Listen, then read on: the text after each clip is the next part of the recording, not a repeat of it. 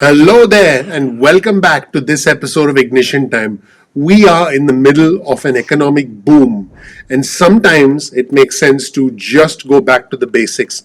But how can we go back to basics when we are about to spend more money in the next 12 months than we've spent in the past 200 years? With the World War, with the Civil War, with all the money that the United States government has spent in the past 200 years. Yes, this is the age we live in. Here's an article on your screen from Fox News, which reports that Biden, Pelosi, and Schumer will push a $1.9 trillion stimulus bill as debt, and the deficit, the United States deficit, our debt, will balloon to what Fox calls eye-popping amounts. Now, this part is important. The US is set to borrow more money in the next 12 months than the previous 200 years combined. Now, Stephen Moore is a former economic advisor to former President Donald Trump, and he wrote this in a Committee to Unleash Prosperity newsletter. He wrote, Biden and company want to borrow more money over the next 12 months than the US government borrowed to finance the Revolutionary War, the Civil War, World War I, World War II, and the Cold War. But guess what?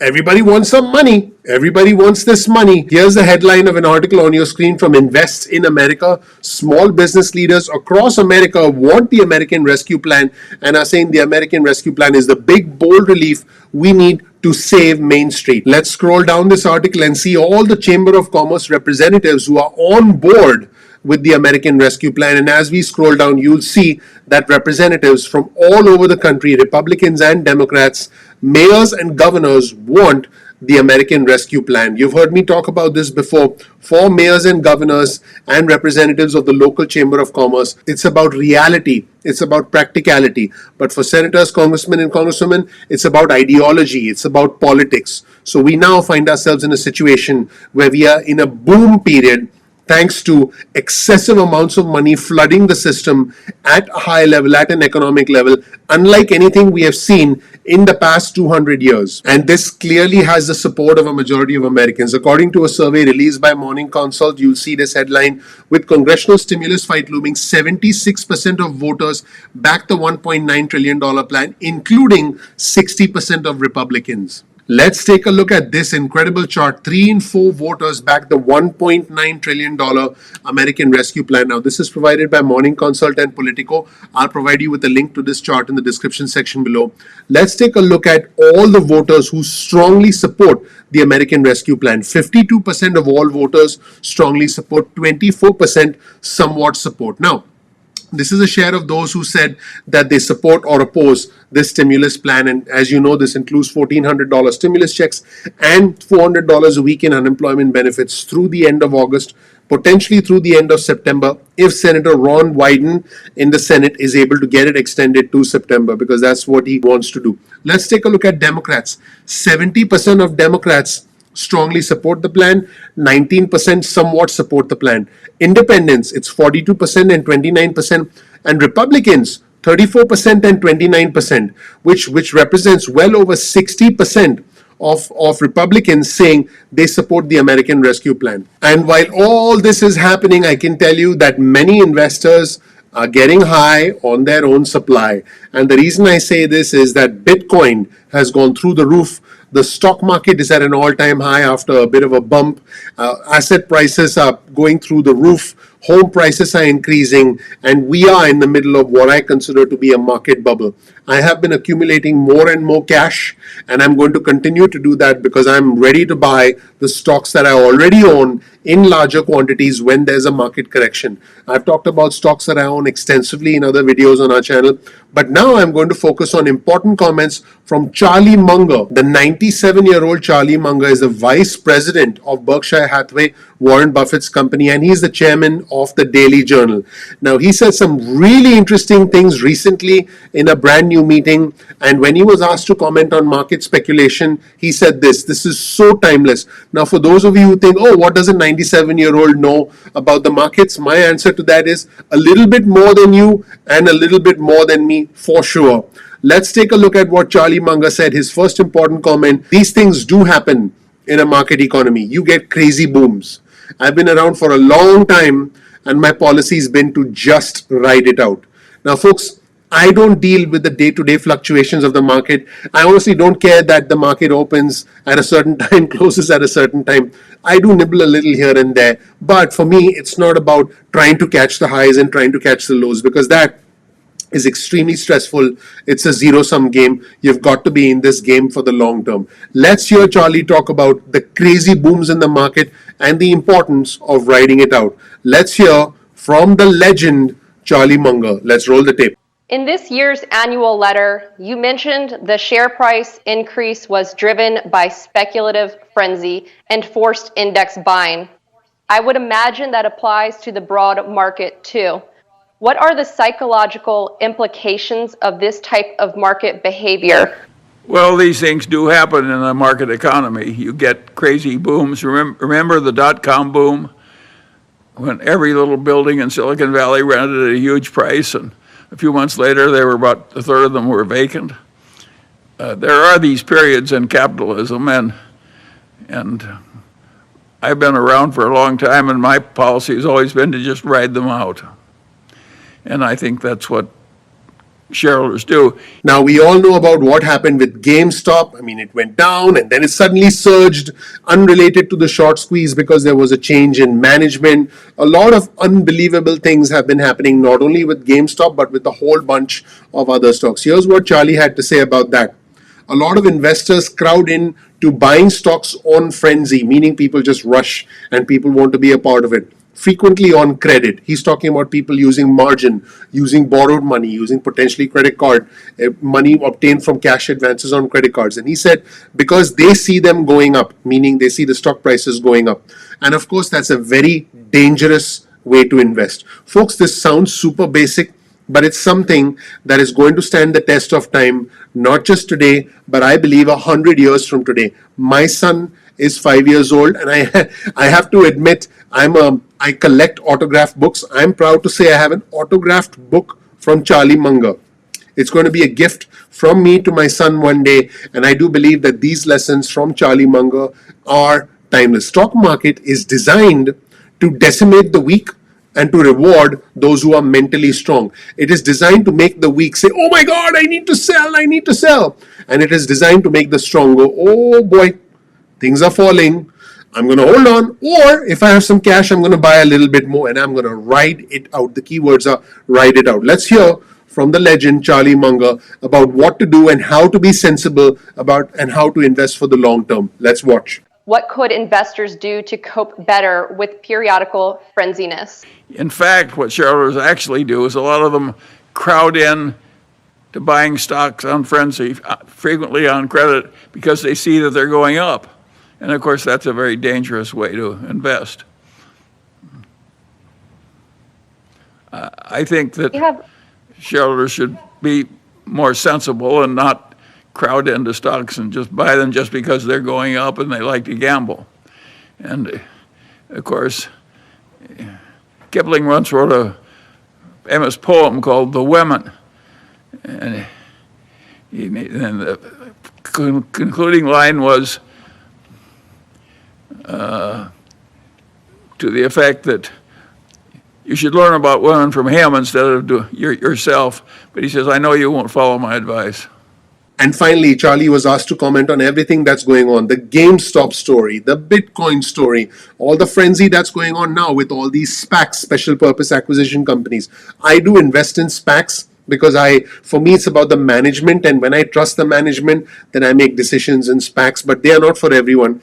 A SPAC is a special purpose acquisition company or a blank check company designed to essentially be a holding company that then merges with another company that is up and coming.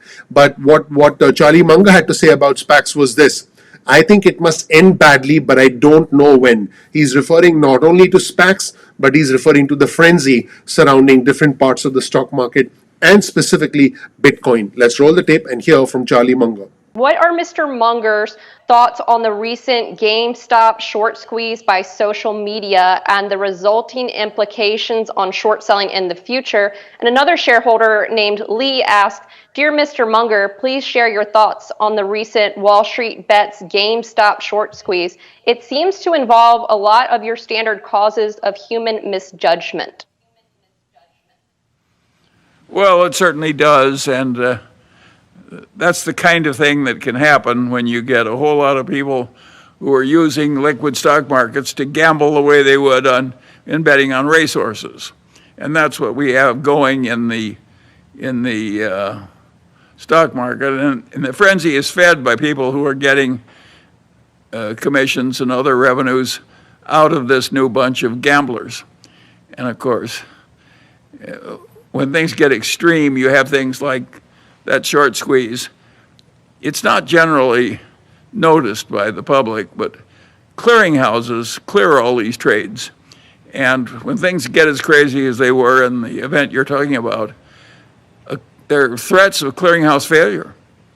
So it gets very dangerous. And it's really stupid to have a culture which encourages as much gambling in stocks by people who have the mindset of racetrack bettors. And of course it's going to create trouble, as it did. And I have a very simple idea on this subject. I think you should try and make your money in this world by selling other people things that are good for them.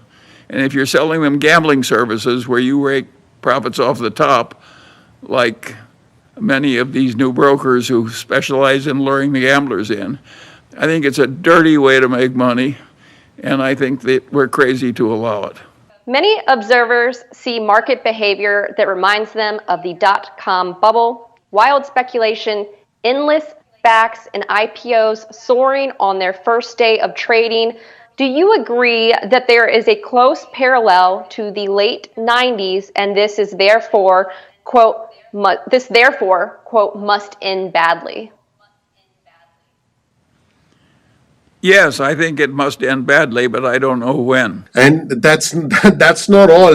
He had a lot of zingers. Charlie also said this about SPACs. The world would be better off without them. This kind of crazy speculation in enterprises not even found or picked out yet is a sign of an irritating bubble.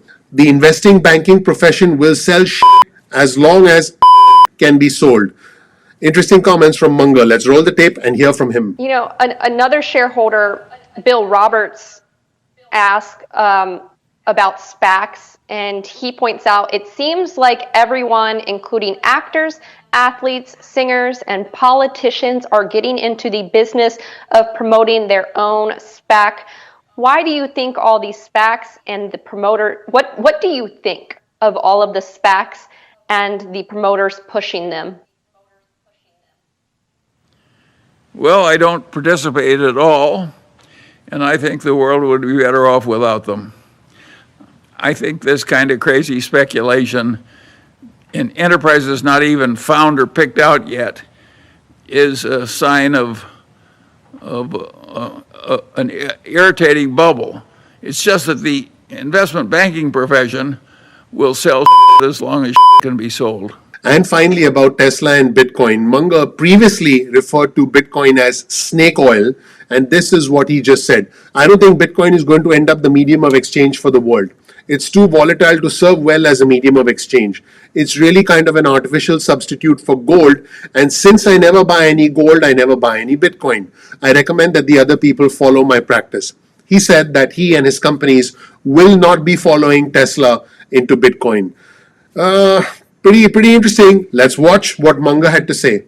Jeffrey Malloy asks, what is the biggest competitive threat to U.S. banks like Bank of America and U.S. Bank, both equity holdings of the Daily Journal Corporation, over the long term? He asks, is it digital wallets like PayPal, Square, or Apple Pay?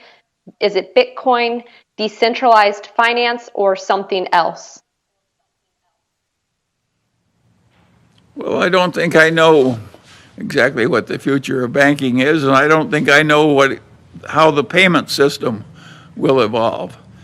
I do think that a properly run bank is a great contributor to civilization, and that the central banks of the world like controlling their own banking system and their own money supplies.